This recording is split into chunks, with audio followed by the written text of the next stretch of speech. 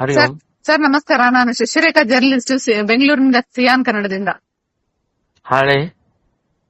ಬೆಂಗಳೂರಿನಿಂದ sir journalist ನಾನು. ಹಾ ಹೇಳಿ ಹೇಳಿ ಹೇಳಿ. ಸರ್ ನೀವು ಪ್ರಜಾವಾಣಿಲಿ ಹೇಳಿದೀರಾ ಎಲ್ಲಾ ಶಾಲೆಗಳಿಗೂ ಕೇಸರಿ ಶಾಲು ಹಂಚ್ತೀವಿ ಅಂತ. ಹೌದು. ಅದ್ರ ಜೊತೆಗೆ ನಾನು ಇನ್ನೊಂದು ಪ್ರಶ್ನೆ ನಿಮ್ಮನ್ನ ಕೇಳ್ತಾ ಇದ್ದೀನಿ. ಈಗ ಹಾ. ಇದೇ ಸಿದ್ದರಾಮಯ್ಯ ಸರ್ಕಾರ ಇಡೀ ಕರ್ನಾಟಕದಲ್ಲಿ ಕೆಪಿಎಸ್ ಶಾಲೆ ಅಂತ ಹೇಳ್ತಾ ಹಿಂಬಾಗ್ಲಿಂದ ಮ್ಯಾಗ್ನೆಟ್ ಶಾಲೆ ಮಾಡ್ತಾ ಇಂಗ್ಲಿಷ್ ಮೀಡಿಯಂ ಓಪನ್ ಮಾಡ್ತಾ ಇದಾರೆ, ಕನ್ನಡ ಶಾಲೆಗಳನ್ನ ಮುಚ್ತಾ ಇದಾರೆ. ನೀವ್ ಯಾಕೆ ಮಾತಾಡ್ತಾ ಇಲ್ಲ? ನೀವು ಕನ್ನಡ ತಾಯಿ ಮಗ ಅಲ್ವಾ ಹಾಗಾದ್ರೆ? ಇಲ್ಲ ಮಾತಾಡೋಣಲ್ಲ. ಯಾವಾಗ ಮಾತಾಡ್ತೀರಾ?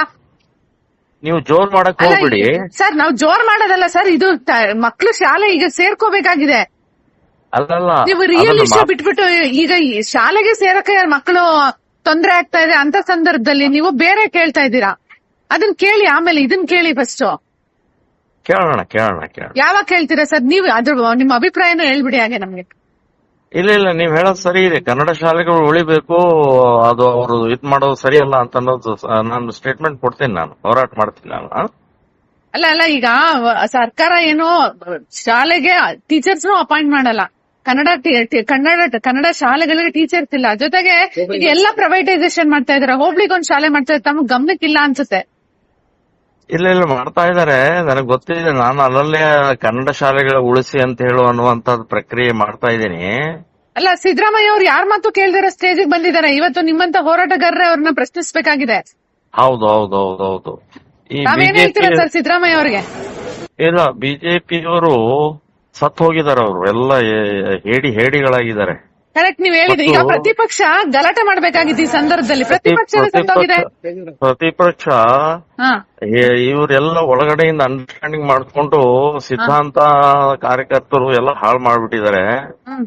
ಈಗ ನಾವೇ ಹೋರಾಟ ಮಾಡ್ಬೇಕು. ನಮ್ ಕಡೆಯಿಂದ ಎಷ್ಟಾಗತ್ತೆ ಅಷ್ಟು ಮಾಡ್ತಾ ಇದೀವಿ, ಮಾಡೋಣ. ನೀವ್ ಹೇಳಿದ್ ಸರಿ ಇದೆ, ನಾನು ಒಪ್ಕೊಳ್ತೀನಿ ಅದನ್ನ. ಇದ್ರ ಜೊತೆಗೆ ನಿನ್ನೆ 950 ಕೋಟಿಗೆ ಸ್ಟೇಡಿಯಂ ಮಾಡ್ತೀವಿ ಅಂತ ಹೇಳಿ ಹೊರಟಿದ್ದಾರೆ.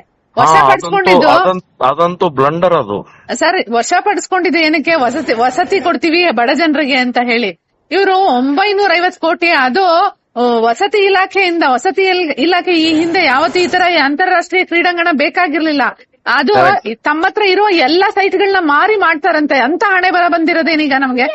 ನೋಡಿ ಎಂತ ಬ್ಲಂಡರ್ ಅದು. ಅಂದ್ರೆ ಇವ್ರಿಗೆಲ್ಲ ಕಿಕ್ ಬ್ಯಾಕ್ ಸಿಗುತ್ತೆ ಅಂತನಾ ಇದೆಲ್ಲ? ಹೌದೌದೌದು, 100% ಎಲ್ಲ ಭ್ರಷ್ಟ ವ್ಯವಸ್ಥೆ ಇದು. ಜೊತೆಗೆ ಅಲ್ಲಿ ಸುತ್ತಮುತ್ತಲ ಕಾಡು ಪ್ರಾಣಿಗಳಿದಾವೆ, ಕಾಡಿದೆ. ಆ ಪ್ರಾಣಿಗಳು ಬದುಕಬಾರ್ದ ಸರ್? ಬರೀ ನಾವು ಮನುಷ್ಯ ಮಾತ್ರ ಬದುಕಬೇಕಾ? ಯಾಕೆ ಸಿದ್ದರಾಮಯ್ಯ ಅವ್ರಿಗೆ ಇಷ್ಟೊಂದು ಸೆನ್ಸೇಷನ್ ಮಾಡ್ತಾ ಇದಾರೆ? ಎಲ್ಲ ವಿಚಾರಗಳನ್ನ ಸೆನ್ಸಿಟಿವಿಟಿ ಒಟ್ಟೋಗಿದೆ. ಅಲ್ಲಲ್ಲ, ಸಿದ್ದರಾಮಯ್ಯ ಈ ದೇಶವನ್ನ, ಈ ರಾಜ್ಯವನ್ನ ಹಾಳು ಮಾಡಕ್ಕೆ ಬಂದಿದ್ದಾನೆ ಅವನು. ಆದ್ರೆ ಈ ಸಮಾಜದಲ್ಲಿರುವಂತ ಸಾಹಿತಿಗಳಾಗ್ಲಿ, ಸಮಾಜದಲ್ಲಿರುವಂತ ಈ ವಿರೋಧ ಪಕ್ಷ ಸ್ಥಾನದಲ್ಲಿರುವಂತವರಾಗ್ಲಿ, ಇವರೆಲ್ಲ ಏನ್ ಮಾಡ್ತಾ ಇದಾರೆ ಅನ್ನೋದೇ ಗೊತ್ತಾಗ್ತಾ ಇಲ್ಲ. ಬಹಳ ವಿರೋಧ ಪಕ್ಷದವ್ರನ್ನ ಕೇಳಿದ್ರೆ ಅವ್ರು ಫೋನೇ ಎತ್ತಲ್ಲ. ಈಗ ಯಾರನ್ನ ನಮ್ಮನ್ನ ಉಳಿಸ್ಬೇಕಾದವರು ವಿರೋಧ ಪಕ್ಷದವರು. ಅವರಿಬ್ಬರ ಸ್ನೇಹಿತರಾಗ್ಬಿಟ್ರೆ ಹೆಂಗೆ ನಾವು ಪ್ರಜಾಪ್ರಭುತ್ವ ಉಳಿಸಿದೀವಿ ಅಂತ ಹೇಳುದು? ಎಲ್ಲ ಮುಗಿದು ಹೋಗ್ಬಿಟ್ಟಿದೆ. ಮುಗಿದು ಯಾವ ಪ್ರಜಾಪ್ರಭುತ್ವ ಇಲ್ಲ, ಏನಿಲ್ಲ. ಕರ್ನಾಟಕದಲ್ಲಿ ಕನ್ನಡ ಶಾಲೆ ಇಲ್ಲ ಅಂದ್ರೆ ಬೇರೆ ಎಲ್ಲಿ ಹುಡುಕೋದು ನಾವು? ಕರೆಕ್ಟ್, ಅದು ಹೌದು.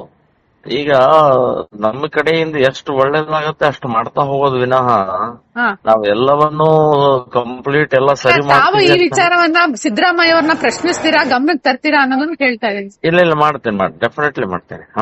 Thank you sir, thank you. ನಮಸ್ಕಾರ. ಆಯ್ತು.